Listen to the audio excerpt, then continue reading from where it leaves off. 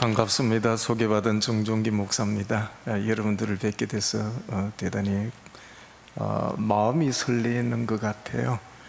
이제 오늘 하나님께서 어떻게 이끌어 가시는지를 잘 모르겠습니다. 이제 오늘 이제 제가 이제 설교보다는 강의가 주로 될 것 같아요.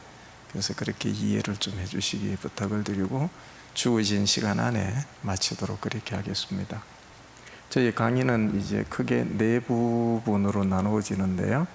첫 번째는 현재의 북한 상황이 어떤 상황인가 간략하게 저희들이 좀 보도록 하고, 그런 북한을 향한 하나님의 마음은 어떤 마음을 가지고 계시는가 성경을 통해서 이제 살펴보도록 하고요.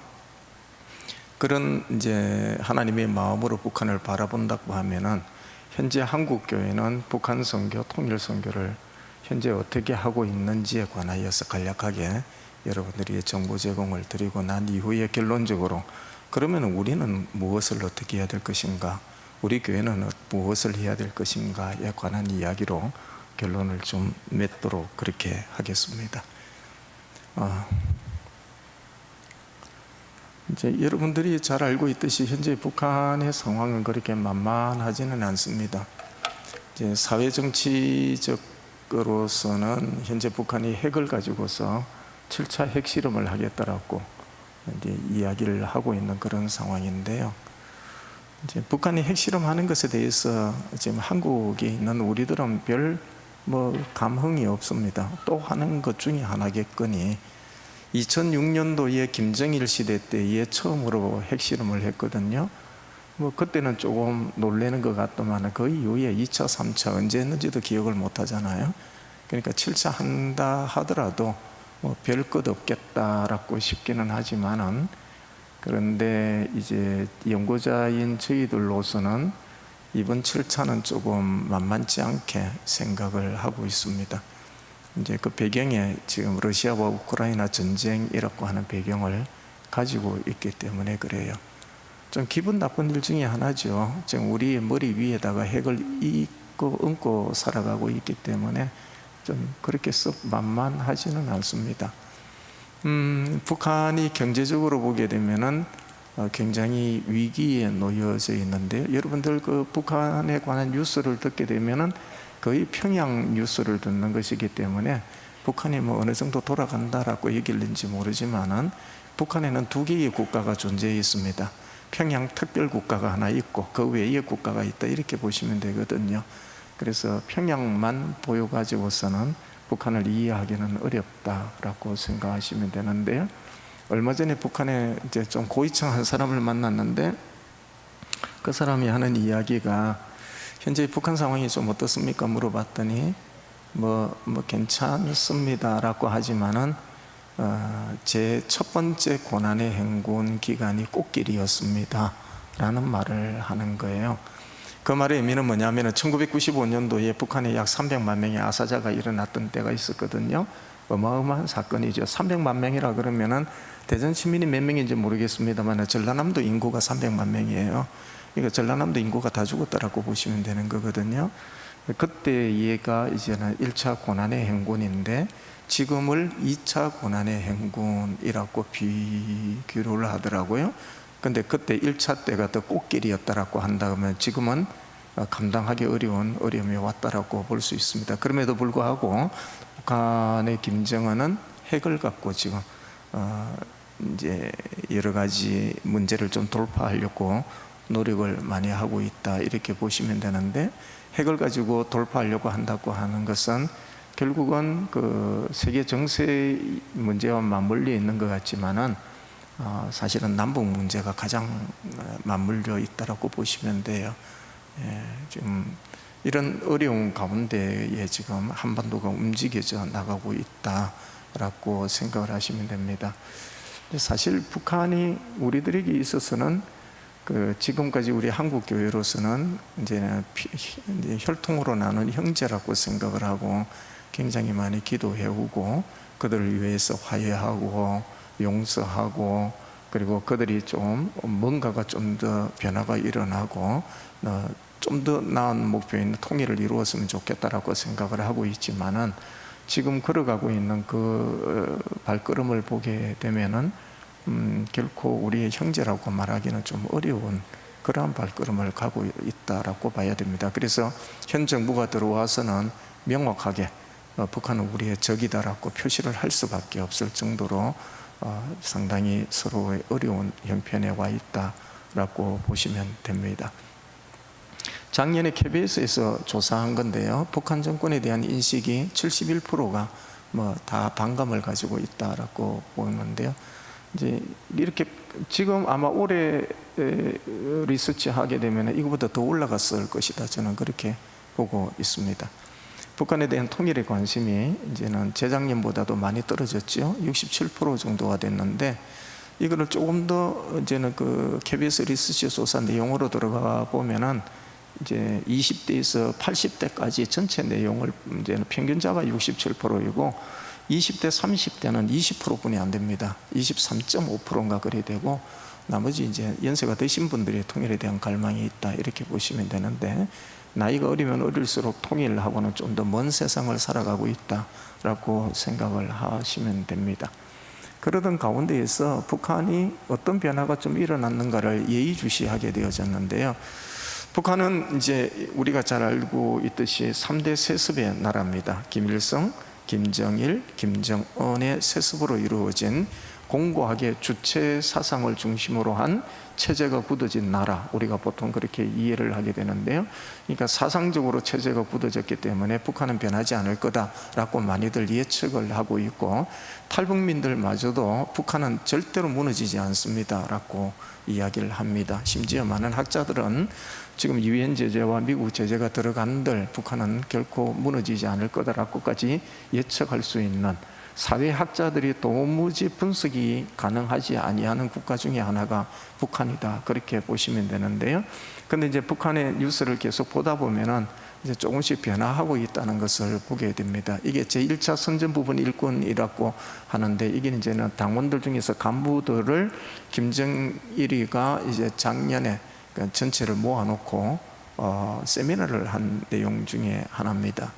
이제 이 세미나가 뭐냐 하면은, 북한 사회가 사회주의 국가, 주체 사회주의라 그러는데요, 사회주의 국가인데 그 안에서 지금 많은 변화가 일어나고 있더라 이거예요. 그래서 지금 현재 북한의 체제가 원하고 있는 사회가 아닌 이상한 사회로 흘러가고 있다 하는 것에 대해서 굉장히 민감하게 반응하는 것이 사회주의 교육을 재교육시킨 것이 바로 이 모임입니다.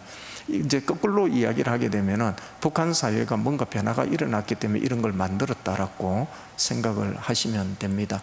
이제는 작년 초에 김정은이가 직접 이야기했던 것이 뭐라고 했느냐 하면은, 물 먹은 담벼락 쉽게 무너진다, 이런 말을 써요. 저는 지금 고신총회 통일 선교원 원장으로 들어오기 전에 교회를 다니면서였는데요, 탈북민 교회를 다니면서였습니다. 근데 이제 우리 교회에 나왔던 친구 중에 하나가 누가 있었느냐 하면은, 이제는 이제 여러분들 기억하실는지 모르겠습니다. 판문점을 통해서 넘어왔던 군인 한 사람 총알 5방 맞고 쓰러져서 죽기 직전에 갔던 친구 있잖아, 그죠? 그래서 아주대에서 수술해서 나았던 친구가 있는데, 그 친구가 우리 교회에 잠시 왔었거든요. 근데 이제 그 친구한테 물어봤어요.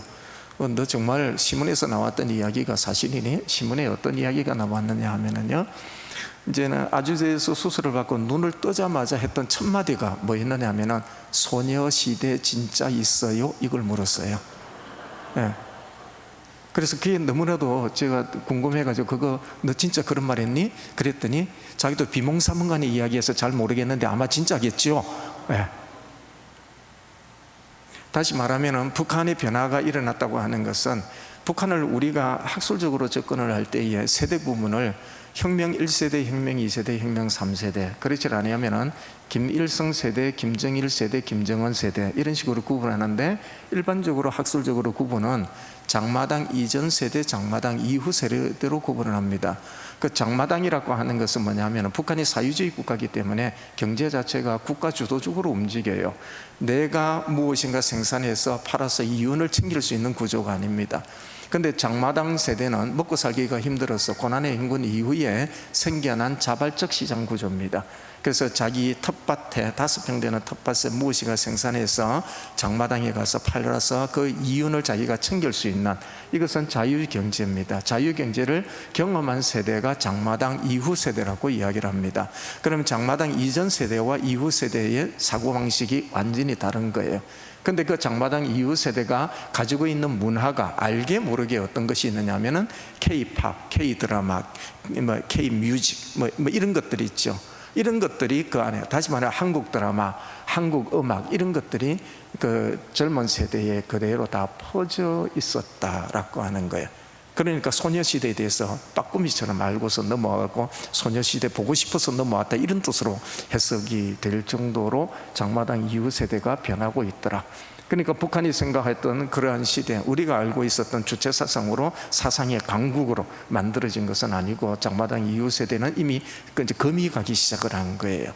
그런 것을 단속하기 위해서 만든 것이 바로 김정은이가 이 제도를 만들었다 보시면 되는데, 단적인 것을 하나 보여드리면요, 지금 이것은 그 오징어 게임이라는 영화입니다. 다 보셨는지 모르겠습니다만, 이 오징어 게임이 한참 유행할 때에 이제는 그 북한에 있는 한 주민이, 이제 저게 회령이라고 하는 것 같은데요, 회령에 살고 있었던 한 주민이 중국 땅에 넘어가서 CD를 구웠어요.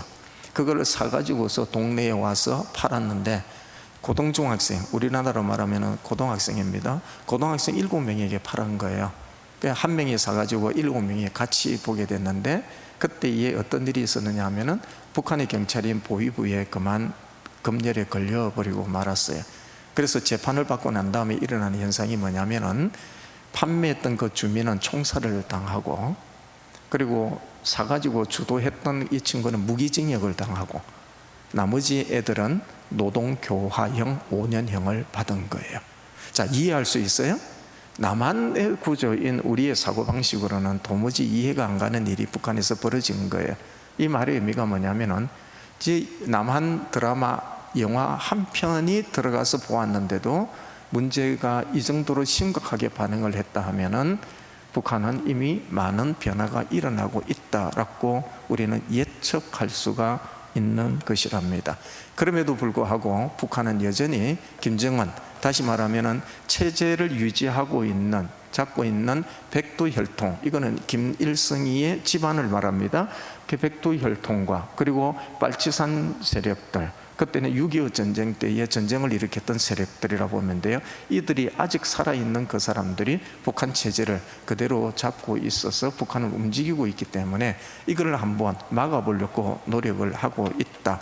그렇기 때문에 지금 현재 김정은이와 빨치산 세력이 살아있는 한은 핵 문제를 쉽게 놓아주지는 않을 겁니다. 다시 말하면 우리가 원하는 만큼의 비핵화로 가지는 않을 것이다 라고 하는 것을 우리는 쉽게 추측해 볼 수가 있는 것입니다. 그래서 저는 이러한 북한이 어떻게 보면 우리들에게 원수와 같고 적과 같은데, 이제 단적인 예가 우리 집안에, 우리 외갓집을 들면은 우리에게는 원수와 같은 집안입니다. 어머니가 이제 경남 이제 거창 위천 분이신데요, 위천 교회가 있고 바로 옆에 담벼락이 붙은 것이 우리 외갓집이었습니다. 이제 6.25 전쟁 때에 외할아버지가 새벽기도 가셔서 기도하는 도중에 북한군에게 잡히셨죠. 그리고는 짓밟히고 이제 매를 맞는데, 그때에 바로 담벼락 옆이니까 아버지의 비명소리를 들은 저희 어머니가 그 상황을 보게 되고, 그때 북한 사람이 했던 말을 저에게 들려주는데, 이 북한 군인들이 뭐라고 이야기를 하느냐 하면은, 너희같이 기도하는 인간들 때문에 우리가 일주일 만에 부산까지 점령을 하지 못했다.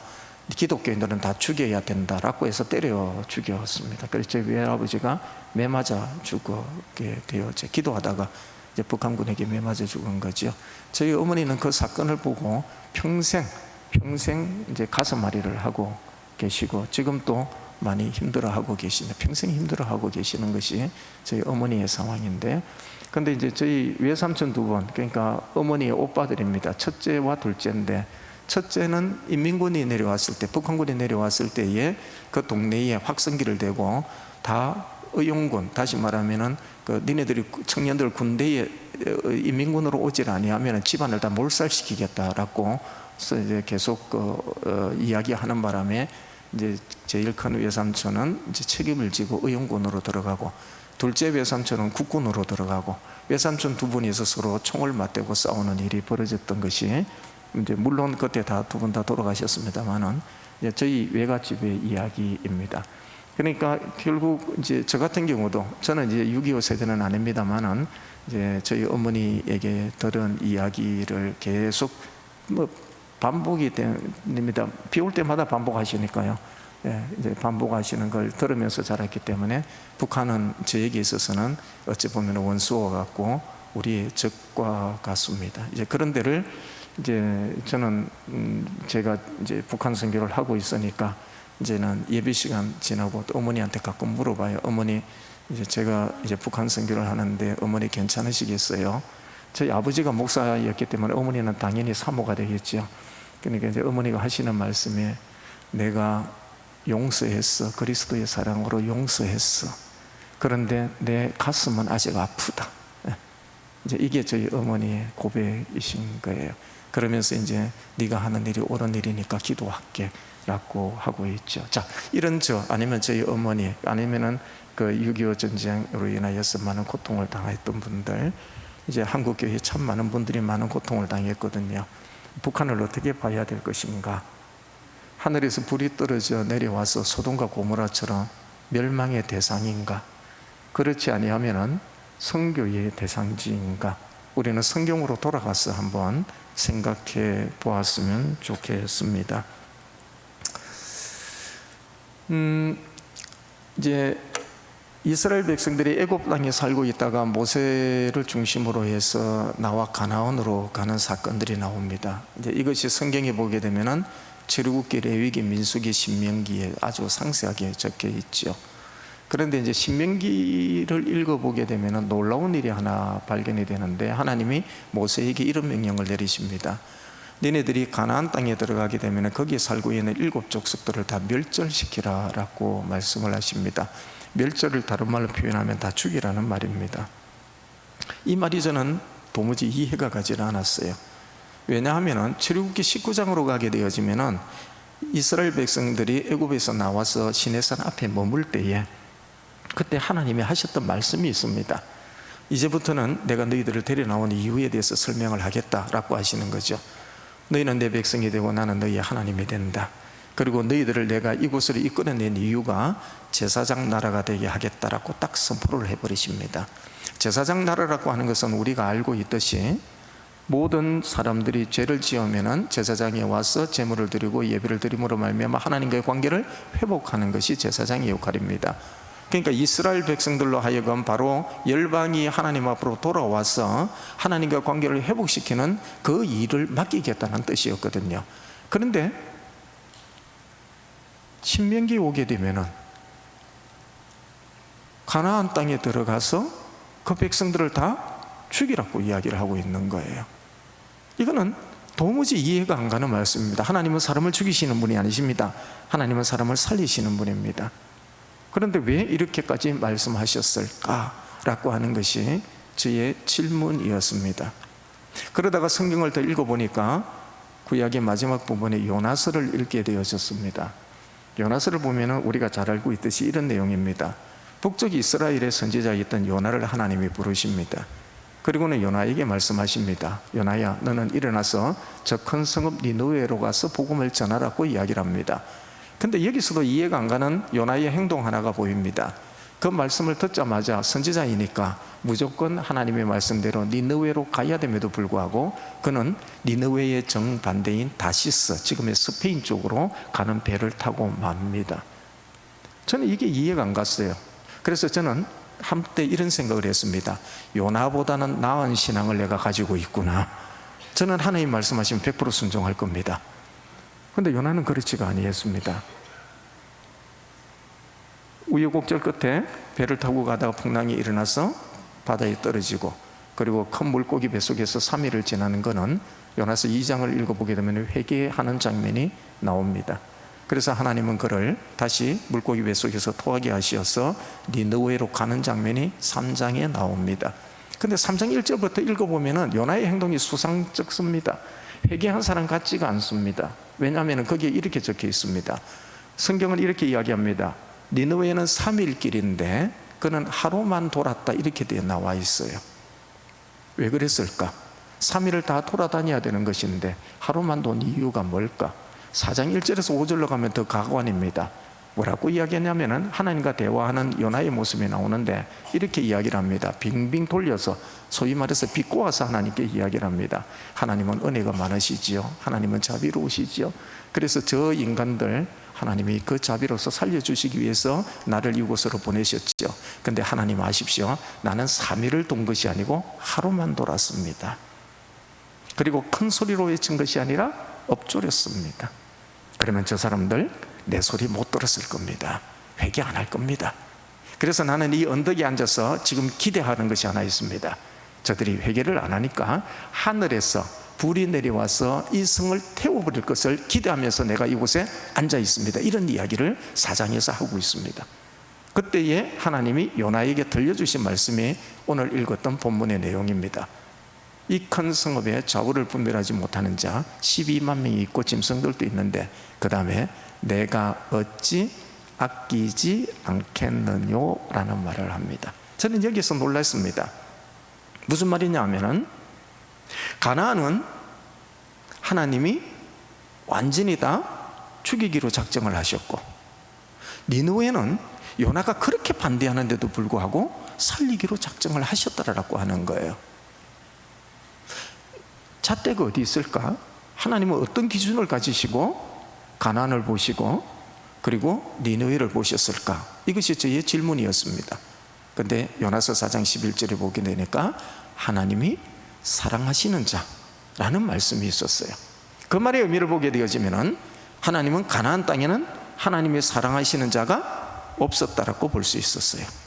물론 여러분들 신명기를 읽어보게 되면 하나님이 가나안 땅에는 사랑하신 자가 없었다는 것이 분명히 두 번에 걸쳐서 나타납니다. 니느웨는 요나에게 있어서는 원수의 땅이었습니다.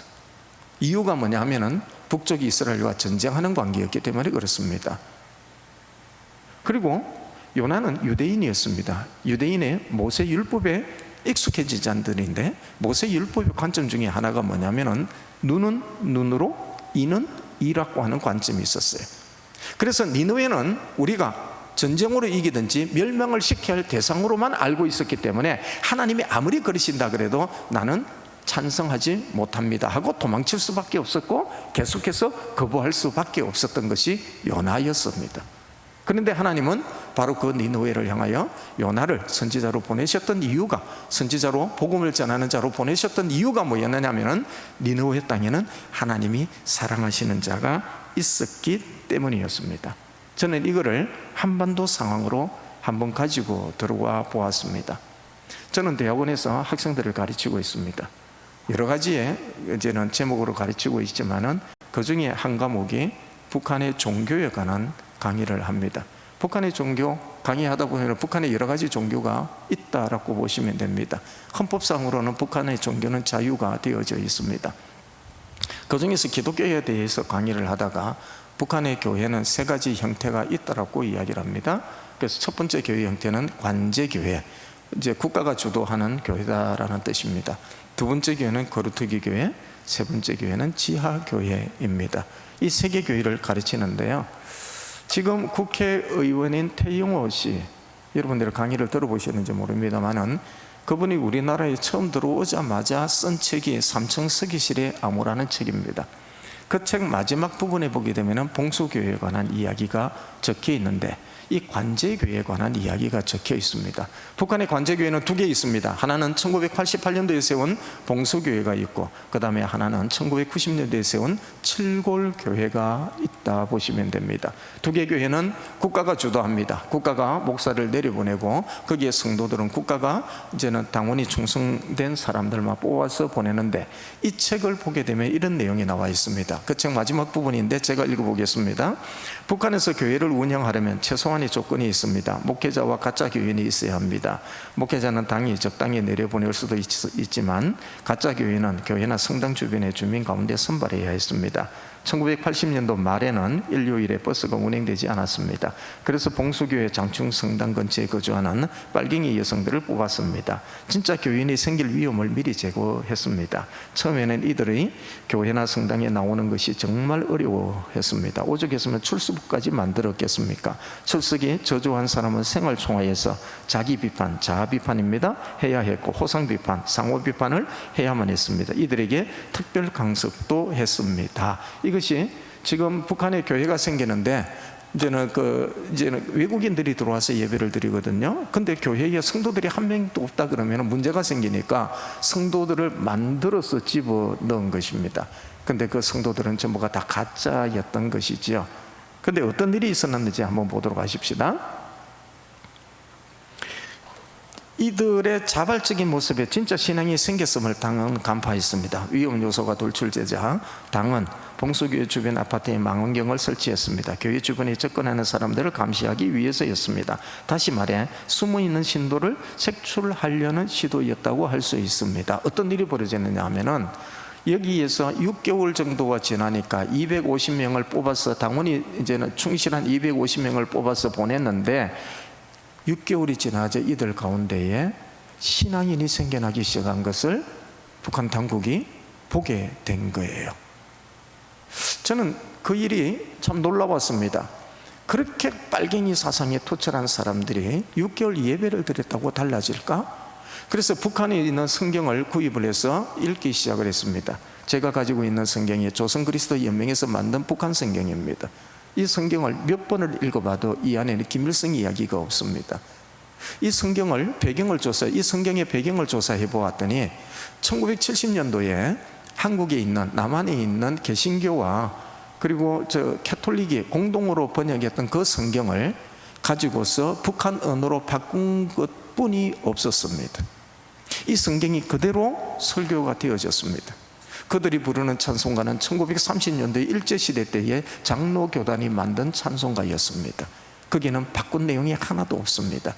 옛날 1930년도의 내용 그대로를 찬송을 부르고 있었던 것입니다. 놀라웠습니다.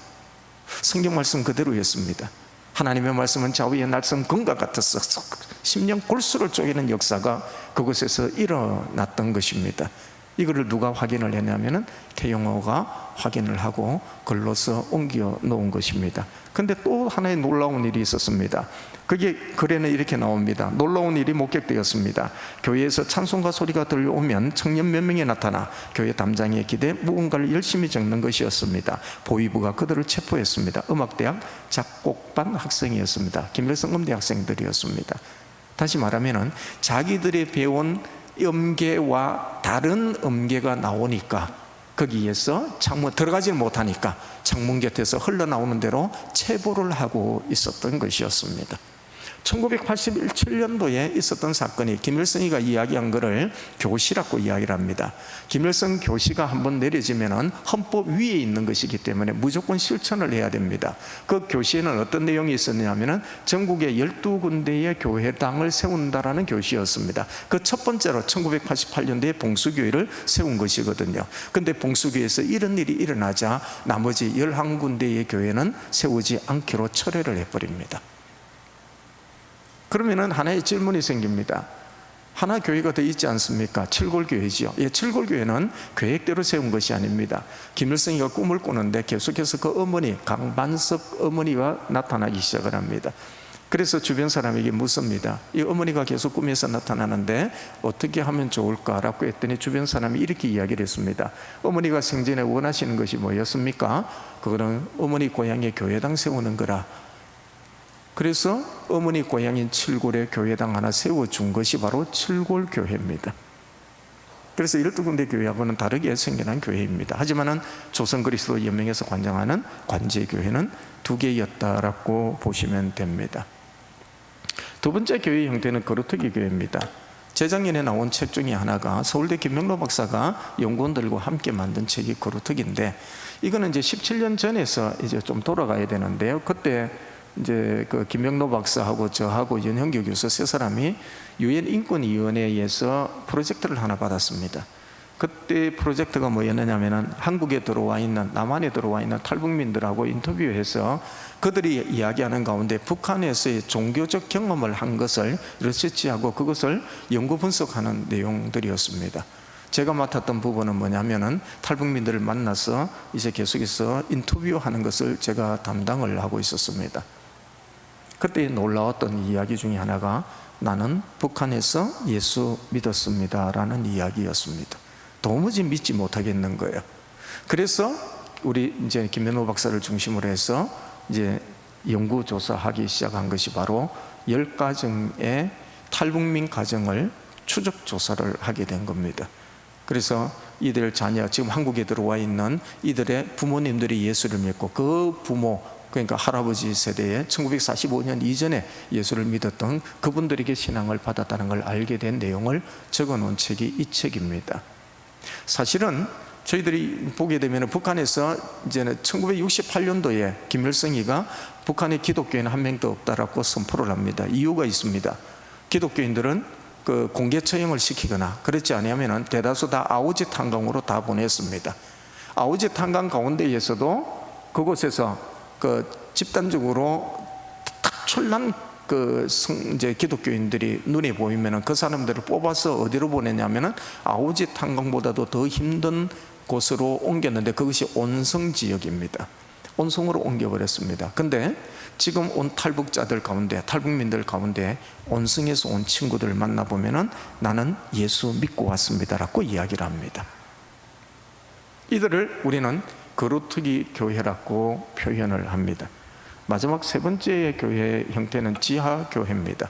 우리가 잘 알고 있듯이 1995년도에 일어났던 고난의 행군기간 동안에 먹을 것이 없어서 중국 땅으로 넘어갔던 수많은 사람들이 있습니다. 많으면 50만 명까지 우리가 추정을 합니다. 그들이 넘어갔을 때에 대다수의 사람들이 중국에 친척이 있느냐 하면은 일부 사람들만 중국에 친척이 있었고 대다수의 사람들은 그런 사람이 없었습니다. 연결점이 없었습니다. 근데 바로 그때에 이 압록강 두만강 지역에 소문이 하나 퍼졌는데 그것이 중국 땅으로 넘어가면 빨간 십자가만 찾으면 먹을 것이 있다라는 소문이 퍼지기 시작을 했습니다. 대거 건너가서 조선족 교회로 전부 다 찾아갑니다. 조선족 교회로 가지만 조선족 교회는 이미 중국 당국에서 서류 하나가 도착했습니다. 탈북자들을 받아주는 즉시 교회를 폐쇄할 것이며 그 목사는 전부가 다 처벌을 받을 것이다 라는 내용입니다. 그래서 조선족 목사들은 자기들이 탈북민들을 돌볼 수가 없어서 그때 1991년도부터 중국 땅이 문이 열리게 됩니다. 한국 사람, 미국 사람 엄청나게 선교사들이 들어가고 동북 삼성에 조선족 선교를 들어갔던 한국 사람들, 바로 그 사람들에게 이 탈북민을 조선족 목사들이 맡기기 시작을 합니다. 그때에 선교 갔던 그 사람들이 이제 탈북민들을 담당하기 시작하고 그들에게 복음을 전하기 시작을 합니다. 이 복음을 받아들였던 사람, 지금 한 10만 명은 중국 땅에 남아있고 그 중에 34,200명은 한국에 들어오고 그 중에 한 이제는 몇천 명은 지금 호주, 영국, 카나다, 미국 이런 쪽으로 나가 있고, 그리고 나머지는 북한으로 다시 돌아갔다고 우리는 추정을 합니다. 그러면 북한으로 돌아간 사람들 90%는 다 환경 때문에 예배를 드리지 못한다 하더라도 10% 정도는 한 사람 아니면 두 사람, 세 사람이 모여서 예배를 드리고 있을 것입니다. 그들 중에서 일부는 한국 땅으로 왔기 때문에 우리는 정확하게 지하교회가 있다는 걸 압니다. 그 지하교회, 그 성도들. 자, 저는 여러분들에게 한번 묻고 싶습니다. 북한의 세 가지 교회 형태를 이야기했는데 여러분들이 한번 답을 해보시기 바랍니다. 북한에 하나님이 사랑하시는 자가 있다, 없다? 여러분들은 어떻게 생각하십니까? 저는 있다고 생각을 합니다. 그러면은 만약 북한에 하나님이 사랑하시는 자가 있다고 한다면은 멸망의 대상인 가나안입니까? 아니면은 성교의 대상인 니느웨입니까? 여러분들은 어떻게 보십니까? 어떻게 보면은 요나의 적이었고 이스라엘의 원수와 적과 같은 그 니느웨에 하나님은 요나를 오늘날로 이야기하면 선교사를 보내셨다고 한다면 오늘 우리 한국교회에 던져주는 하나님의 음성이 아닌가 싶습니다. 만약 그것이 하나님의 사랑하시는 자가 있다고 한다면 누군가가 복음을 들고 그곳으로 가야만 될 것입니다. 여러분들은 기도하시면서 다시 한 번 더 하나님께 질문해 보시기를 바랍니다. 하나님, 저 북한 땅이 가나안입니까? 니느웨입니까?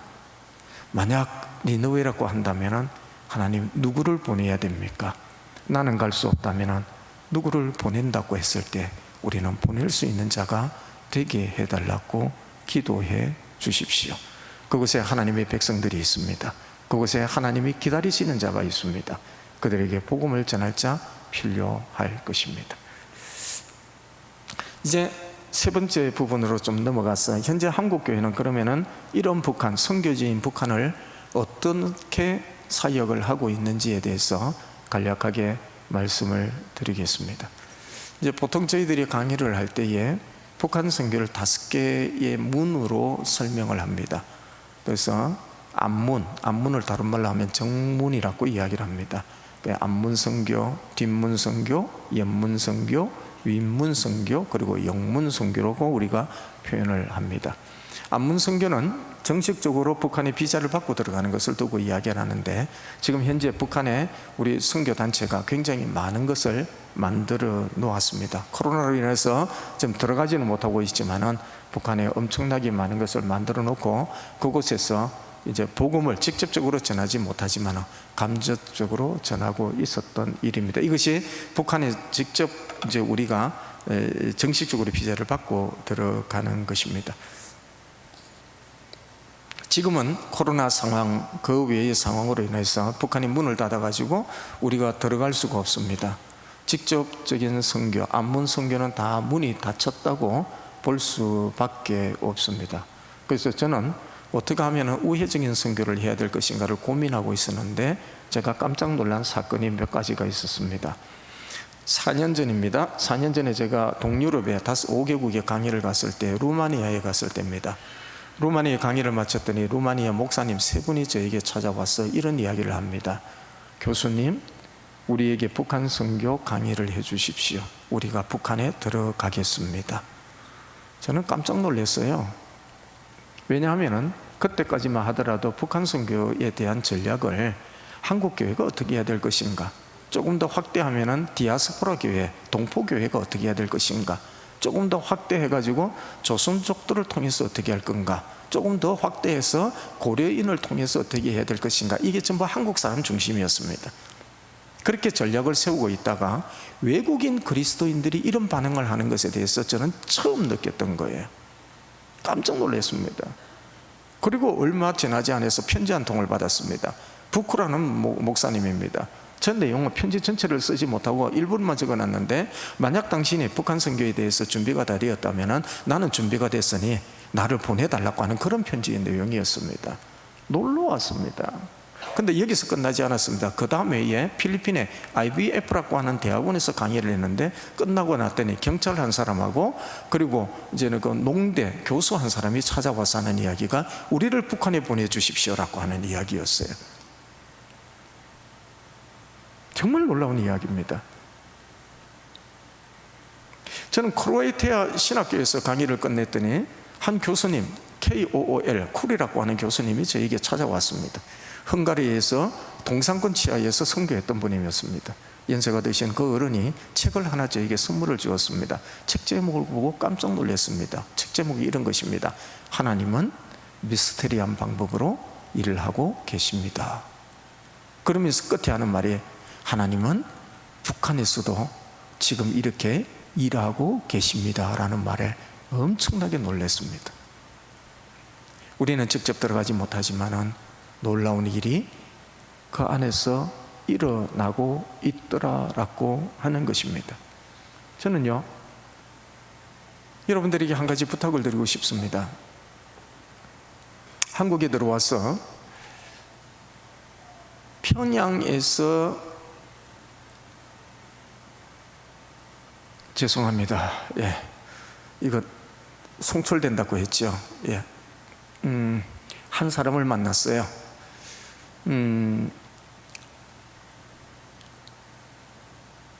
이분이 모 지역에서 만나자고 해서 제가 가게 되어졌는데요. 뭐 이야기해도 안 되겠나 싶네요. 그분이 책에 나왔으니까. 책의 이름이 뭐냐면은 그분이 평양에서 10년 동안 살았던 이야기. 평양에서 직접 의사 공부해서 평양에서 의사 면허증을 따고 평양의대에서 교수 생활을 하는 윤상혁 교수 이야기입니다.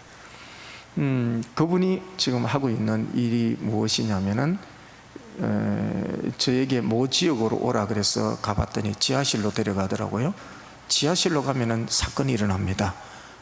그 모종의 사건이 일어나는데 지하실로 가보았더니 6개국의 젊은이들하고 만날 기회가 있었어요. 그때에 만난 친구들이 독일, 헝가리, 스웨덴, 노르웨이, 그리고 몽골, 미국 이런 친구들이었습니다.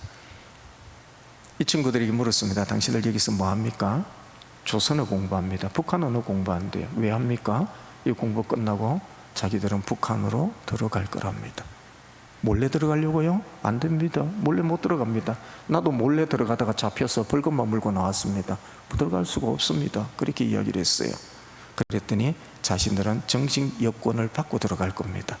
들어갈 때에 입국 카드에 종교난이 있는데 그 종교난에 기독교를 쓰고 들어가겠다는 거예요. 당당하게 들어가겠대요. 그리고는 지금 여러 나라에서 기독교 단체에서 세웠던 여러 기구들이 있거든요. 공장들부터 해서 그곳에서 취직을 해서 그곳에서 일을 하겠다라고 하는 거예요. 저는 여기에서 놀라운 일을 하나 발견했습니다. 얼마 전에 만났던 탈북민이 저에게 이런 이야기합니다. 나는 함흥 출신입니다. 근데 내가 공장에서 일을 할 때 외국인 한 사람을 봤습니다. 이 사람은 사는 것이 달랐습니다. 왜? 잘 살아? 아니야, 그게 아니에요. 모든 것이 우리를 위해서 삽니다. 나는 그게 이해가 안 갔습니다. 내 먹기 살기도 바쁜데 어떻게 저리 살아갈까라고 생각했습니다. 근데 한국에 와서 보니까 그 사람이 기독교인이었다는 걸 알게 되었습니다. 성경 마태복음 5장은 이렇게 이야기를 합니다. 너희는 빛과 소금이라고 말씀합니다. 사도 바울은 이렇게 이야기합니다. 그리스도인들은 대사이기도 하고 여러 가지 형태로 표현을 되기도 하지만 너희는 향기라고 하는 말씀을 쓰기도 합니다. 이거였구나. 그 사람은 예수 믿으시오라는 말 한마디 안 했지만은 그리스도의 향기였구나. 그래서 누군가가 영향을 받고 이 땅에 왔을 때에 그들이 교회를 다니고 예수를 믿게 되어졌구나 하는 것을 알게 되어졌습니다. 여러분들에게 부탁합니다. 이런 사람들이 지금 가장 많이 들어간, 북한에 들어간 청년들이 브라질 청년들입니다. 가장 많이 들어갔습니다. 그리고 각국의 사람들이 들어가려고 준비하고 있습니다. 얼마 전에 브라질 목사님한테 연락을 받았습니다. 우리의 청년들이 땅끝인 북한으로 가고 싶어 하는데 우리가 능력이 없어서 못 보내고 있습니다. 우리 성도들이 한 달 수입이 40만 원입니다. 한국 돈으로 40만 원이래요. 그거 가지고서 한 사람을 보냈더니 두 사람을 못 보내겠습니다. 한국교회가 도와달라는 이야기였습니다. 이런 사람들 도와주시기 부탁을 드립니다. 우리가 가지 못합니다. 한국교회가 수십억을 북한이 쏟아부었습니다. 그런데 예수 믿으시오 한마디도 하지 못했습니다. 십자가 제대로 걸어내지도 못했습니다.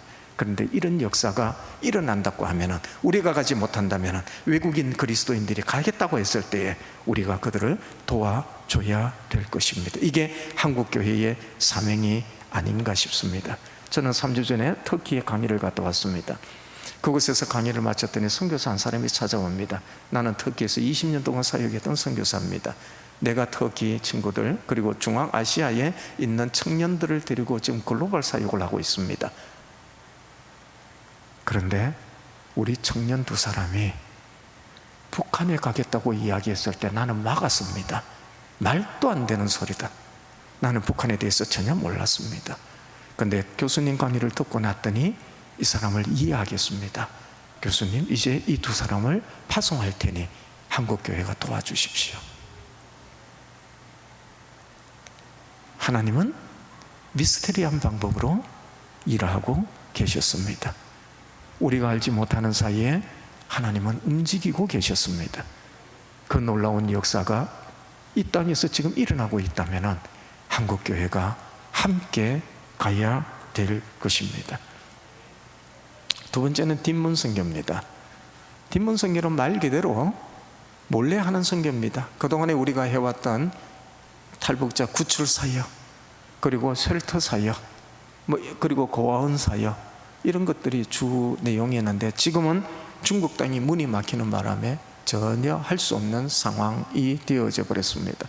물론 이제 코로나가 끝나고 중국의 문이 열리면은 다시 하게 되리라고 생각을 합니다만은 과거처럼 그렇게 하지는 못할 것입니다. 그래서 이 사역에 대해서 우리가 다시 고민을 해봐야 되지만은 곧 우리가 다시 재개를 한다 그러면 어떻게 해야 될 것인가 하는 것은 우리가 전략적으로 접근을 해야 되는 이런 문제를 하나 안고 있는 것이 이 부분이기도 합니다. 연문 선교가 있습니다. NGO들이 들어가는 사역입니다. 그 중에 하나가 이제 우리가 하고 있는 사역 중에 하나가 뭐가 있느냐면은 그 북한에서 나온 사람들이 이제 해외에서 범죄를 저질렀을 때에 그들이 전부 그 교도소에 갇히게 됩니다. 북한에 있는 가족들이 나올 수 있는 형편이 아니기 때문에 우리 선교사들이 그 교도소를 찾아가서 한 달에 한 번씩 그들에게 사식을 넣어주고 그리고 위로금을 주고 나오고 15분 동안 면회를 합니다. 면회할 때 예수 믿으라는 소리는 안 합니다. 그들에게 힘들지 어렵지 그리고 그들의 이야기를 들어주고 오는데 한 6개월 지나고 나면 다 우리의 신분이 그들에게 들통이 납니다. 이런 사역을 현재 하고 있습니다. 한국교회가 이들 사역하는 사람들을 좀 도와야 될 필요가 있는데 가장 많이 지금 교도소에 갇힌 곳이 블라디보스토크 교도소다 이렇게 보시면 됩니다. 그 다음에 윈문 선교가 있는데 말 그대로 공정을 통해서 들어가는 것인데 크게 두 가지 형태가 있습니다. 하나는 풍선으로 보내는 사역이고 다른 하나는 방송으로 보내는 사역인데 풍선으로 보내는 사역은 지난 정부가 법으로 막아버렸기 때문에 우리가 지금 하지를 못하고 있습니다. 여러 가지 형태, 여러 기구에서 우리가 뉴스에서 보는 뭐라고 하는 분만 하는 것이 아니고 여러 단체에서 굉장히 많이들 했습니다. 그래서 이제 드러난 것만 한 단체만 드러난 것 뿐이다 이렇게 보시면 되는데요. 우리가 보내는 데에서는 거기는 우리가 보낼 때는요 저희 단체에서는 마가복음 1장에서 16장까지 전체 다 적어서 보냅니다. 그래서 그것을 가지고 보면은 그 안에 그들이 필요한 물품을 넣어놨기 때문에 이제는 그들에게는 꼭 필요한 것이다 이렇게 보시면 됩니다. 이제 이 사역은 우리가 할 수가 없어가지고 지금 못하고 있다 이렇게 보시면 되고 이제 그리고 방송 선교가 있는데 방송으로 넘어가는 것은 단파 방송으로 넘어갑니다. 이제 단파 방송이 넘어가서 우리의 라디오에는 잡히질 않습니다. 그럼 북한에서 라디오에 잡히느냐? 잡히지 않습니다. 그래서 중국에서 한 3만 원 정도 주면은 단파 방송기를 만듭니다. 자가 발전되도록 만들어서 그걸 밀수로 보내버립니다. 그래서 지금 우리가 이제는 흩어서 보내는 작업을 하고 있다. 캐기만 하면은 남쪽의 단파 방송을 그대로 잡아서 들을 수 있도록 만들고 있다. 가장 큰 사역을 하는 것이 TWR이라는 단체에서 현재 하고 있다. 그렇게 보시면 됩니다. 그 다음에 이제 단파 방송을 보내는 것이 아니고 우리의 주파수가 AM, FM인데 주로 우리는 FM을 많이 듣죠. 이제 실제적으로 멀리 가는 주파수는 FM이 아니고 AM입니다. AM 방송으로 북한을 보내는 방송이 있는데 그거는 우리 극동방송이 지금 하고 있습니다. 극동방송이 전국에 흩어져 있지만은 북한으로 가장 많이 보내는 방송은 제주방송이 그 일을 하고 있다라고 생각하시면 됩니다. 그 다음에 이제 영문선교인데 말 그대로 기도운동이고 이렇게 이런 강의를 여러분 듣는 것이고 그리고 북한 선교하는 것이고 하는 이런 것들입니다. 이제 그 북한 선교 학교 같은 것을 개설하는 것들이다. 이런 것들이 영문 선교에 속하는 것이다 라고 하는 것입니다. 자, 저는 이 5가지 문으로서 이야기를 했습니다만은 조금 더 집중하고 싶은 것이 있습니다. 지금까지 한국교회가 현재 하고 있는 일들을 말씀을 드렸는데 그럼 우리 교회는 지금 무엇을 해야 될 것인가 라고 하는 것에 탈북민 선교, 지금 이 교회는 이미 오래도록 탈북민 선교를 해왔기 때문에 노하우가 많이 축적되어 있으리라 보는데 여러분들에게 한 가지만 좀 부탁을 드리겠습니다. 지금 올해 3월달까지 한국 땅으로 들어온 탈북자들이 몇 명이냐면은 34,200명입니다. 그런데 교회를 다니는 숫자를 빼고 나면은 교회 안 다니는 숫자가 약 3만 명 정도가 됩니다. 너무 많은 사람들이 교회를 안 다닙니다. 저는 이게 너무 궁금했습니다. 왜냐하면 탈북자들 대다수가 교회의 도움을 받았기 때문에 저는 대다수가 교회를 다 나가리라고 생각을 했었습니다. 그런데 대다수가 교회를 나가질 않는 거예요. 이유가 뭘까? 북한 선교할 때에 우리의 대상은 북한 주민입니다. 북한 주민을 크게 4가지 형태로 이야기를 합니다. 첫 번째는 북한 내지에 있는 주민, 두 번째는 북한을 살 수 없어서 나왔던 탈북자들, 세 번째는 한국의 탈북자들 가운데 한국으로 들어온 사람을 탈북민이라고 부릅니다. 그리고 난 다음에 호주, 영국, 그리고 캐나다, 미국으로 간 사람은 탈북자로 가는 것이 아니고 난민 신분으로 갑니다. 그래서 형태가 4가지 형태로 나타납니다. 그 중에 한국으로 들어온 탈북민들에게 우리가 조금 신경을 써야 될 것이, 한국교회가 그들에게 수많은 재정을 부으면서 도와주고, 그리고 차비도 주고, 그들의 이제 정착하는 과정에서 참 많은 도움을 줬음에도 불구하고 복음이 들어가지 못한 가장 큰 이유가 뭐였냐면 그들을 구제의 대상으로만 보았어요. 불쌍했다는 거예요. 근데 이제는 우리가 한국교회가 이 탈북민들에 대한 시각을 바꿀 때가 왔습니다. 저는 예장 고신척 사람이기 때문에 예정론을 믿습니다. 에베소서 1장에 하나님이 창세전에 이미 예정한 사람들이 있다고 저는 보고 있습니다. 그러면 이 예정된 사람이 구원을 얻으려고 하면 조건이 하나 있습니다. 그게 믿음입니다. 로마서 10장으로 가게 되면 믿음은 들음에서 난다고 이야기를 했습니다. 근데 10장이 앞부분에 보게 되면 전파하는 이가 없이 어떻게 들으리요라고 이야기를 합니다. 북한 땅에는 전파하는 자가 없습니다. 그러면 하나님의 예정해 놓으신 자가 있을 겁니다. 그들을 어떻게 구원시킬까요? 성경 전체를 보게 되면 선교의 메커니즘이 4가지 형태로 나타납니다. 크게는 2가지입니다. 가서 복음을 전하는 형태가 있는 반면에 가서 복음을 전하지 아니하면 데리고 나와서 복음을 듣게 하는 방법이 있습니다. 억지로 자발적으로 나오는 사람이 있는 반면에 비자발적으로 나오는 사람이 있는데 탈북민들은 후자에 속한다고 저는 생각을 합니다. 자, 북한은 여러분들이 알다시피 이주 자유가 없습니다. 한번 정해주면 그곳에서 평생 살아야 되는 것이 북한 땅입니다. 거주 이전의 자유가 없는 나라입니다. 도와 도 사이의 경계를 넘지 못하게끔 만들었습니다. 그게 북한이었습니다. 들어가서 복음조차 전혀 전할 수 없는 곳이었습니다. 그런데 하나님은 1995년도에 흔들어 버리신 거예요. 고난의 행군 통해서. 그 고난의 행군 통해서 흔들어 버리셔서 그들을 어디로? 중국 땅으로 데리고 나오신 거예요. 불러서 대다수가 선교사들을 만났습니다. 대다수가 복음을 들었습니다. 그 중에 34,200명을 한국교회에 맡기시기 위해서 보내주신 자가 누구냐면 탈북민입니다. 구제의 대상, 다시 말하면 불쌍하죠. 그래서 우리가 구제했죠. 하지만 우리가 한국교회가 바라봐야 될 것은 NGO 단체가 아니에요. 구제의 대상이 아니라 이제는 그들이 하나님이 복음을 듣게 하기 위해서 한국교회로 보내주신 자가 탈북민이라고 하는 관점의 변화가 일어나야 될 때가 지금이라고 봅니다. 그래서 현재의 남한에 들어와 있는 34,000명 대다수가 복음을 듣지 못하고 있는 그들에게 교회가 집중해서 복음을 전해야 됩니다. 그래서 저는 이 탈북민 선교에 집중 좀 했으면 좋겠다. 그런데 이제 탈북민들이 교회에 와서도 왜 안 바뀔까 생각을 하고 조금 더 그들에게 조금 조사를 해보았더니 참 교회에 가면 좋기는 하고 참 편안하기도 하고 도와주기도 하고 좋은데요, 목사님 설교가 무슨 내용인지 하나도 모르겠어요. 당연하죠. 그들은 이미 75년 동안 분단되어진 타 문화권의 사람이에요. 우리 문화와 너무 달라요.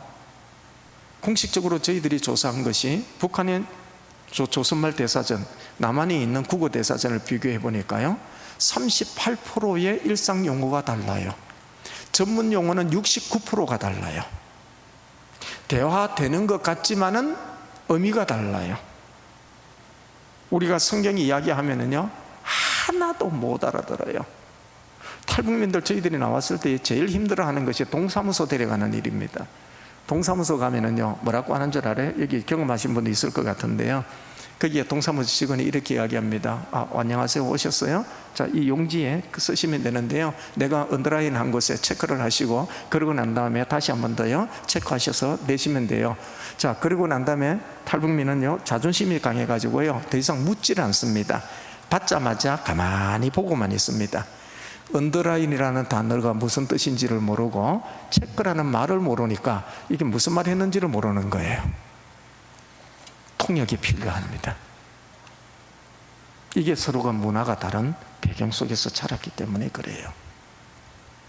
그래서 그들에게 이렇게 다른 문화 속에서 설교 그대로 전해서 이해할 수가 없다면, 그러면 그들의 세계관과 그들의 문화로서 접근을 하면 어떨까 생각하고 연구자들이 모여서 성경 공부 교재를 새로 만들어서 그들에게 배부하고 있습니다.